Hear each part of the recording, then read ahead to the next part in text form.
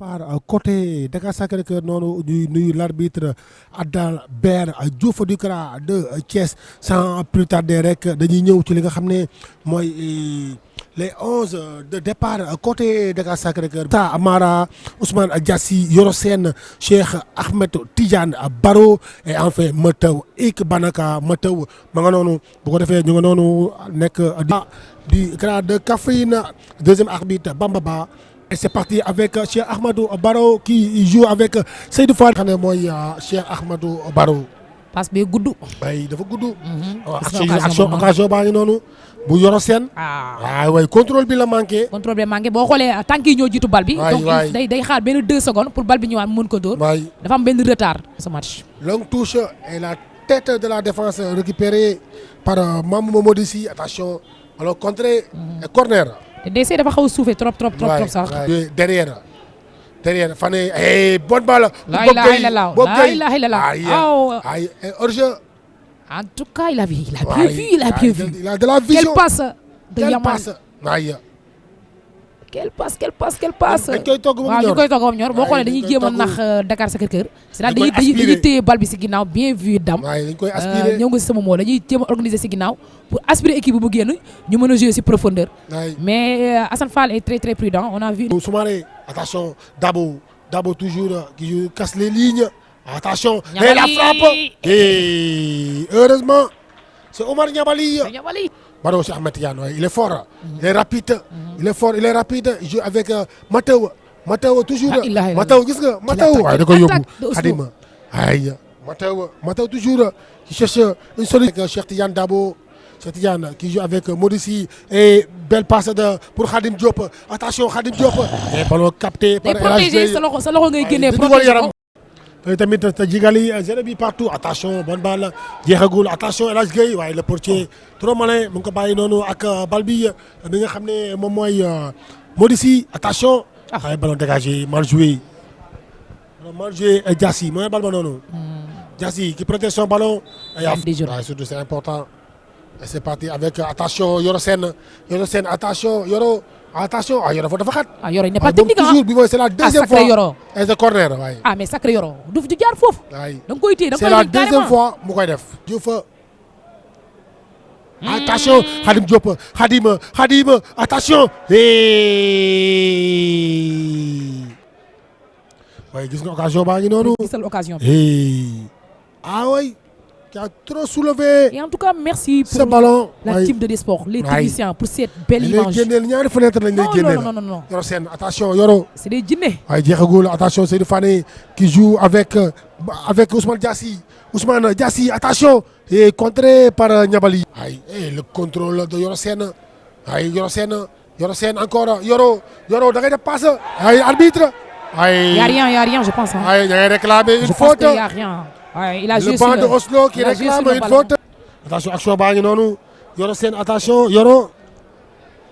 Il y a petit quelque chose Est-ce qu'il y a penalty? Il y a contact. Mais c'est très léger. C'est Yoro Sène toujours qui élimine le capitaine. Attention. Si il y a contact. Il y a contact si. Donc il y a bel et bien penalty. Mais il y a contact. Mais c'est très léger. dina ci ñëwaat le réalisateur. contact moom du léger soit day nekk le réalisateur dina ci ñëwaat. waaye attention waaye action bi mi ngi noonu. gis nga c'est Yoro Sène toujours qui élimine le capitaine attention. Si il y a contact. Il y a contact si. Donc il y a bel et bien penalty. Si il y a contact. Et je pense que c'était devant l'arbitre. Mais c'est léger dafa jël jaune bi mu dóor ko ci cuisse bi. OK mais c'est léger. Donc c'est un contact. C'est Malick Ndoye. Si c'est dans la surface il faut jouer aussi la prudence. Donc en tout cas merci beaucoup.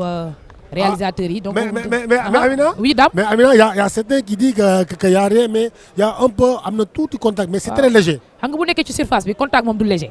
c'est-à-dire y a contact ou y a war mu bañ a nekk contact. donc boo xoolee tamit c'était visible et c'est devant l'arbitre mais aussi c'est le maître du terrain si ngeen jàkkaarloog équipe bi nga xam ne dafay teg bal bi di jouer li Oslo indi mu mel ni Dakar Sacré-Cœur loolu laandi. waaw si boo xoolee ñaari équipe yi ñoo bokk même système de jeu bu ñu yor ndax ñaari équipe yëpp dañuy essayer di préparer derrière.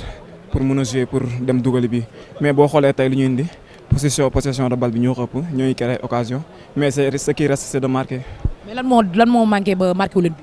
waaw si dernière tiers la quoi on est un peu pressé sur les derniers tiers quoi. Merci beaucoup. À Sacré-Cœur c'est même tey Oslo sonal na leen de. Oslo sonal nañu, c'est une équipe très disciplinée. On s'attendait à ça, mais bon, c'est un match de football. On va essayer d'écouter le coach, écouter les consignes pour revenir plus fort en deuxième mi-temps. Vous avez manqué aussi beaucoup d'occasions. Oui, c'est normal, ce sont des aspects qui arrivent dans le football, mais on va essayer d'être efficace en deuxième mi-temps. Merci beaucoup.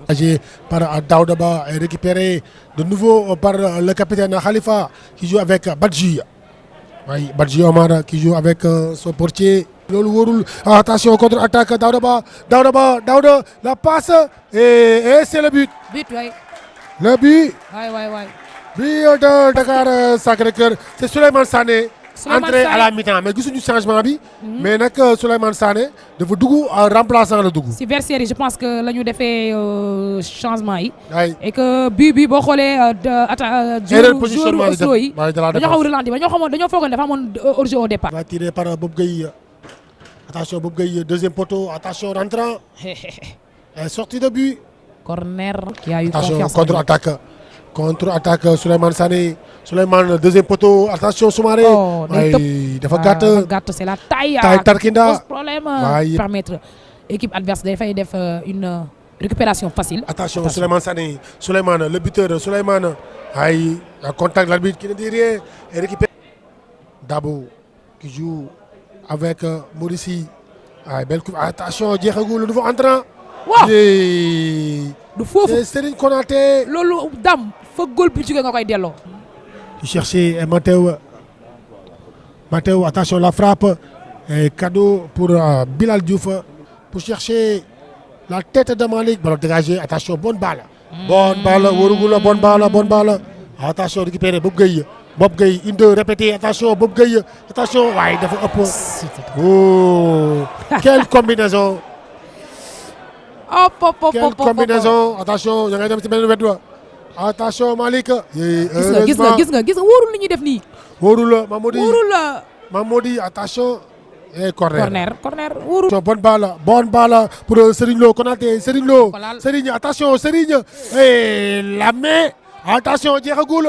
Et c'est le deuxième but. Le deuxième but marqué par Joachim Gomis. C'est la balle de break. Je pense que c'est le nouveau entrant, Joachim Gomis. Un bon match, mais ils ont manqué beaucoup d'occasions quand même. Oui, Serigne Lo, gis nga noonu. Axe bi dañu yéegoon Serigne Lo, gis nga noonu. Et la main ferme. waay ma nga noonu xool action bi. Lii moom Gueye mënatu si dara. Gauche, le génie, le petit poussin. Ma nga noonu, il est partout. Joachim, la passe amoureuse. Attention. Et le troisième but avec une passe amoureuse. La passe amoureuse de Joachim. Sacré d'homme. Ouais, Gomis. Sacré d'homme. Quelle passe. Avec une passe amoureuse de Joachim. Et c'est Dakar Sacré-Cœur qui mène par 3 buts à 0. Oui, 3 buts à 0 en faveur de Dakar Sacré-Cœur entre les deux formations. En tout cas, on a suivi un très très bon match et je pense que et c'est le régal. Arbitre bi sifflé, c'est le régal. Dañuy wax coaching gagnant. Et c'est terminé ici au stade municipal bu Yoff après l'appel, après le 145e appel Seydina Limamou Laye. Vous avez joué aujourd'hui un match difficile, mais vous avez eu la victoire lors de la deuxième mi-temps avec un coaching gagnant. Les trois changements qui ont pu marquer les buts.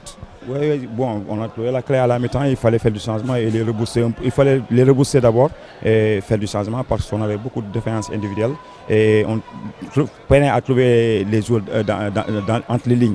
Donc on était obligé de laisser le ballon à l'adversaire, ce qui n'était pas notre jeu. Mais à la mi-temps, heureusement, on a rectifié et ils ont appliqué. Comment vous avez pu préparer ce match, surtout sur l'aspect mental? Oui, bon, nous, on avait joué auparavant Oslo. Bien sûr que ce n'est pas le même Oslo de la préparation, mais on avait des points qu'on avait retenus de Oslo. Donc on les a retrouvés ici. Donc il fallait aussi chercher là où ça devait faire mal. On ne l'a pas trouvé en premier mi-temps parce que, comme je l'ai dit, il y a eu des défaillances. Mais en deuxième mi-temps, c'était beaucoup plus fluide avec des jeunes qui ont amené de la fraîcheur. Vous avez joué aussi avec une équipe qui a le même style de jeu, avec Dakar Sacré-Cœur, une équipe qui pose le ballon, tu sens la circulation de balle.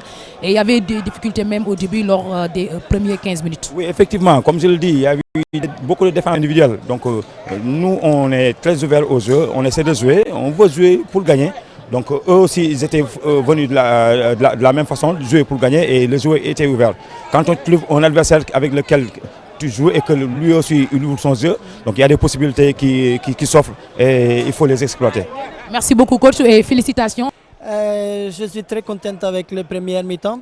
Je pense que nous sommes la meilleure équipe. Nous avons beaucoup de corners, nous n'avons pas grande occasion, mais une situation qui, je pense, est pénalité. Je suis très content avec l'intensité à première mi-temps. À deuxième mi-temps, nous faisons une erreur à le premier but, une erreur individuelle. C'est football, de temps en temps, c'est comme ça. Et après, tout est très très difficile. Nous jouons contre une très bonne équipe, mais aujourd'hui... Vous avez joué avec une équipe qui a le même style de jeu avec Oslo, qui pose le ballon, tu sens la circulation, tu sens le jeu, tu sens l'animation, mais ce qui manquait pour Oslo, peut-être c'est l'animation offensive. Nous manquons la qualité à la dernière phase. Nous ratons le ballon beaucoup. C'est dur travail quand tu rates le ballon si tu avances avec le ballon. On a vu l'équipe de Oslo aussi sur le plan défensif, la défense de Oslo qui a encaissé aussi 18 buts depuis le début de la saison. On a remarqué une défense aussi fragile. Oui, mais c'est mon responsabilité. C'est un style de jeu. Nous jouons avec 3 défenseurs et c'est un choisi de moi et de club pour un style pour jouer offensif. De temps en temps, si tu perds le premier but comme aujourd'hui, nous ne fermons le jeu. Nous continuons pour chercher un but. De temps en temps, c'est comme ça. Avec le style de jeu aussi des clubs aussi, est-ce que parfois est-ce que c'est facile de jouer avec 3 défenseurs vu la rapidité des attaquants? Est-ce que c'est facile aussi de jouer avec 3 défenseurs? Oui, peut-être je ne comprends la question. Je dis, est-ce que c'est facile de jouer avec 3 défenseurs en Afrique? C'est une chose. De temps en temps, c'est bon. Autre temps, c'est un peu problématique. Aujourd'hui, je ne pense pas que c'est la formation qui est le problème. C'est possible pour perdre. Qu'est-ce qui n'a pas marché aujourd'hui? Qu'est-ce qui n'a pas marché? 4 défenseurs aussi. Qu'est-ce qui n'a pas marché aujourd'hui? Hein? Qu'est-ce qui n'a pas marché aujourd'hui? Non, c'est la qualité offensive avec le ballon. Nous perdons le ballon et nous sommes punis avec ça. Du courage, coach, et merci beaucoup. Merci.